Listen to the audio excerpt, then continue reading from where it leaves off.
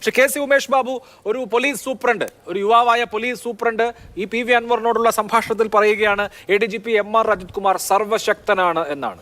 സർവശക്തനായ ADGP, ആ സർവശക്തി എവിടെ നിന്നാണ് ലഭിക്കുന്നതെന്ന് ചോദിക്കുമ്പോൾ അത് പി ശശിയിൽ നിന്നാണ്. എന്തുകൊണ്ട് എന്ന് പറയുമ്പോൾ പി ശശി പറയുന്ന എല്ലാ കാര്യങ്ങളും അജിത് കുമാർ ചെയ്തു കൊടുക്കും. അതുകൊണ്ട് ചോദ്യം ചെയ്യപ്പെടാത്ത അധികാര കേന്ദ്രമായി MR അജിത് കുമാർ മാറി എന്ന് PV അൻവറല്ല പറയുന്നത്, സർവീസിലുള്ള ഒരു പോലീസ് സൂപ്രണ്ട് ആണ് പറയുന്നത്. അദ്ദേഹം തുറന്നു പറയുകയാണ് ടെലിഫോണിൽ. താങ്കൾ എന്താണ് മനസ്സിലാക്കുന്നത്? കേരളത്തിലെ ഈ പി ശശി, MR അജിത് കുമാർ, അച്യുതണ്ട് പിണറായി വിജയന്റെ നിയന്ത്രണത്തിനും അപ്പുറത്താണോ? പിണറായി വിജയൻ ഇത് കാണാത്തതാണോ, അറിയാത്തതാണോ?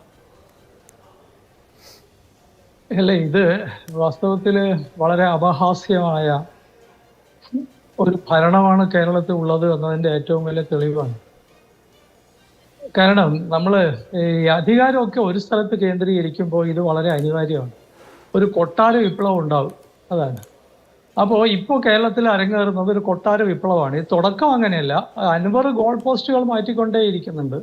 അൻവർ ആദ്യത്തെ ദിവസം അൻവറിന്റെ അജണ്ട വളരെ ചെറുതായിരുന്നു. അത് അവിടുത്തെ SP യോടുള്ള കണക്ക് തീർക്കുക. അത് അവിടുത്തെ പോലീസ് അസോസിയേഷൻ സമ്മേളനത്തിൽ പരസ്യമായി പ്രസംഗിച്ചിട്ട് അദ്ദേഹത്തിന്റെ 250 കിലോ ഭാരം വരുന്ന റോപ്പ് കട്ടുപോയിട്ട് അതൊന്നും പിടിച്ചെടുത്ത് കൊടുക്കാൻ ഒരു താല്പര്യം എടുത്തിട്ടുള്ള SP എന്ന് തുടങ്ങിയിട്ടുള്ള ആരോപണങ്ങൾ വളരെ പെറ്റിയായ, അതാണ് ജയേന്ദ്രൻ മനസ്സിലാക്കുന്ന പോലെയല്ല ഞാൻ മനസ്സിലാക്കുന്നത്. ഇങ്ങനെ ഒരു MLA ഒക്കെ ഉണ്ടാകുക എന്ന് പറഞ്ഞു കഴിഞ്ഞാൽ വാസ്തവത്തിൽ കേരളത്തിന് എന്താണ് പറ്റിയത് എന്ന് ആലോചിക്കേണ്ടി വരും. ഇത്രയും പെറ്റിയായ എൻ്റെ ഒരു കളവ്, എൻ്റെ ഒരു സാധനം കളവ് പോയിട്ട് അത് പിടിച്ചു വന്നിട്ടില്ല, അതിന് ഉത്തരവാദി SP ആണെന്ന് ജില്ലാ പോലീസ് അസോസിയേഷൻ സമ്മേളനത്തിൽ പോയി പ്രസംഗിക്കുന്ന ഒരു MLA ഒക്കെ ഒരു നിലവാരം നമ്മൾ ആലോചിക്കേണ്ടതാണ്. അന്ന് അദ്ദേഹത്തിന് അതുകൊണ്ട് ഈ മലപ്പുറത്തെ ഇപ്പൊ നിലവിലുള്ള SP യെ ശരിപ്പെടുത്തുക എന്നുള്ള ഒരു ഉദ്ദേശം മാത്രമേ അന്നുള്ളൂ. അപ്പൊ പിന്നെ 2 ദിവസം കഴിഞ്ഞപ്പോൾ മിനിയാന്നാവുമ്പോഴത്തേക്ക്, ഒരു 3 ദിവസം മുമ്പാകുമ്പോഴത്തേക്ക് അദ്ദേഹത്തിന്റെ ഗോൾ പോസ്റ്റ് മാറുന്നുണ്ട്. അത് അവിടുത്തെ കോമ്പൗണ്ടിലെ മരം കളവ് പോയിട്ടുണ്ട്, അത് പിടിക്കണം എന്ന് പറഞ്ഞിട്ടാണ് അദ്ദേഹത്തിന്റെ നാടകം നടക്കുന്നത്. അദ്ദേഹം അത് ക്യാമ്പസ് കയറി പരിശോധിക്കാൻ ശ്രമിക്കുന്നു, പോലീസുകാരൻ തടയുന്നു. പിന്നെ അദ്ദേഹം SP ഓഫീസിന്റെ മുമ്പിൽ ഒരു 3-4 പ്ലക്കാർഡുകളും എഴുതി വെച്ചിട്ട് സത്യാഗ്രഹം നടത്തുന്നു. അത് ഇത് കേരള ചരിത്രത്തിലില്ല. ഈ കേരളത്തിലെ, ഇന്ത്യയിലെ ഒരു സംസ്ഥാനത്തും ഇങ്ങനെ നടക്കില്ല, ഒരിക്കലും നടക്കില്ല. അതിൽ അദ്ദേഹം എന്തൊക്കെയാണ് എഴുതി വെച്ചത്? ADGP MR അജിത് കുമാർ ഒരു ഓൺലൈൻ ചാനലിന്റെ മുതലാളിയിൽ നിന്ന് 2 കോടി റുപ്യ കൈക്കൂലി വാങ്ങിച്ചിട്ടുണ്ട് എന്ന് തുടങ്ങിയിട്ടുള്ള ആരോപണമാണ്.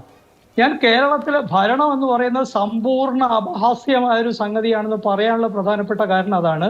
3 ദിവസം കഴിഞ്ഞു കേരളത്തിലെ ADGP 2 കോടി റുപ്യ കൊടുത്തയാളുടെ പേരുമുണ്ട്, വാങ്ങിയ ആളുടെ പേരുമുണ്ട്. വാങ്ങിയ ആളാണ് കേരളത്തിലെ ക്രമസമാധാന ചുമതലയുള്ള ആള്. ഇതിനെതിരെ ഈ ഗവൺമെന്റിന് ഒരു അക്ഷരം പറയാനില്ല. എന്ത് അപഹാസ്യമാണ്! കൊട്ടാര വിപ്ലവമൊക്കെ തീർച്ചയായിട്ടും അധികാരം കേന്ദ്രീകരിക്കപ്പെടുമ്പോൾ കൊട്ടാര വിപ്ലവം ഉണ്ടാവും. ഇതൊരു കൊട്ടാര വിപ്ലവമാണ് എന്നത് പക്ഷെ ജനാധിപത്യം എന്നാണല്ലോ പറയുന്നത്. ജനാധിപത്യമാണെങ്കിൽ 3 ദിവസം കഴിഞ്ഞു ഈ MLA ഇത്രയും ഗുരുതരമായി, ഏതോ MLA ആയിട്ടെ, ഭരണകക്ഷിയാണോ പ്രതിപക്ഷമാണോ, ഇത്രയും കൃത്യമായ ആരോപണം ഉന്നയിച്ചിട്ട് അജിത് കുമാർ മിണ്ടുന്നില്ല. പി ശശി ആരോപണം, പിന്നെ അദ്ദേഹം, അതാണ് ഒന്നും കൂടി ഞാൻ കൂട്ടിച്ചേർക്കാം, അദ്ദേഹത്തിന്റെ ഗോൾ പോസ്റ്റ് പിന്നത്തെ ദിവസം ആകുമ്പോഴത്തേക്ക് വീണ്ടും മാറുന്നു. പറഞ്ഞോളൂ. അദ്ദേഹത്തിന്റെ ഗോൾ പോസ്റ്റ് വീണ്ടും മാറുന്നുണ്ട്. അത് അദ്ദേഹം പിന്നീട് പി ശശിയിലേക്കും മുഖ്യമന്ത്രിന്റെ ഓഫീസിലേക്കും ADGP-യുടെ സ്ഥലത്തേക്കൊക്കെ വരുന്നുണ്ട്. ഇന്ന് കുറച്ചുകൂടി മുന്നോട്ട് പോകുന്നുണ്ട്. ഇവരൊക്കെ ദാവൂദ് ഇബ്രാഹിമിന്റെ ആളുകളാണ് എന്ന് വരെ പറഞ്ഞു വയ്ക്കുന്ന പോലെയാണ് ഓപ്പറേറ്റ് ചെയ്യുന്നത്. കൊല്ലും കൊലയുമാണ് നടക്കുന്നത്, കള്ളക്കടത്താണ് നടത്തുന്നത്. ഏത് ലോ ആൻഡ് ഓർഡറിന്റെ ADGP-യുടെ പണി കള്ളക്കടത്താണ് എന്ന് വരെ പറഞ്ഞിട്ട് ഈ ഭരണത്തിലെ ഒരാൾക്കും ഒരു മിണ്ടാട്ടോ ഇല്ല എന്ന് പറഞ്ഞാല് ഈ കൊട്ടാര വിപ്ലവം എന്ന് പറയുന്നത് ഇതിന് വിധേയമായി തീരുന്നത്. അതാണ് ഇതില് എനിക്ക് ജയേന്ദ്രനോട് യോജിക്കാതിരിക്കാൻ പറ്റില്ല. ഇത് ക്ലൻസിങ് ഒന്നുമല്ല സർ. ക്ലൻസിങ് എങ്ങനെയാണോ ഉണ്ടാവുക? ഒരു ഭരണത്തെ ശുദ്ധീകരിക്കുന്ന പണി ഇങ്ങനെയാണോ നടക്കുക? ഇത് ജനാധിപത്യ വ്യവസ്ഥയുടെ അടിസ്ഥാനങ്ങളെ വെല്ലുവിളിക്കുന്ന അപഹാസ്യമായ ഒരു നാടകമാണ്. ഇതിൽ എന്തെങ്കിലും ഈ ഭരണത്തെ കുറിച്ചായി പറയുന്നത്. ഇതിൽ നമ്മളാണ് ഭരിക്കപ്പെടുന്ന ആളുകളാണ് നമ്മൾ. കേരളത്തിലെ 3-3.5 കോടി ആളുകളെ ഭരിക്കുന്ന ശക്തികൾ, അത് നിയന്ത്രിക്കുന്ന ആള് ഇപ്പൊ നിയന്ത്രിക്കുന്നില്ല, കഴിഞ്ഞ 3 വർഷത്തിലധികം കാലമായി ഇത് നിയന്ത്രിച്ചു കൊണ്ടിരിക്കുന്ന ആളുകൾ മുഴുവൻ കൊല്ലും കൊലയും സ്വകാര്യമായി നടത്തുന്നവരും കള്ളക്കടത്തുകാരും കോടികൾ കൈക്കൂലി വാങ്ങിക്കുന്നവരും ദാവൂദ് ഇബ്രാഹിമിനെ, അത് മാത്രമല്ല ഒറ്റ കാര്യം കൂടി കൂട്ടിച്ചേർക്കാതെ പറ്റുമോ? ഇപ്പൊ മുണ്ടക്കൈ ചൂരൽമല ഉരുൾപൊട്ടലിന്റെ സ്ഥലത്ത് ഇന്ത്യൻ പ്രധാനമന്ത്രി വന്നപ്പോ അദ്ദേഹത്തോട് കാര്യങ്ങൾ മുഴുവൻ വിശദീകരിച്ചു കൊടുത്തിരുന്നത് ഈ ADGP അജിത് കുമാറാണ്.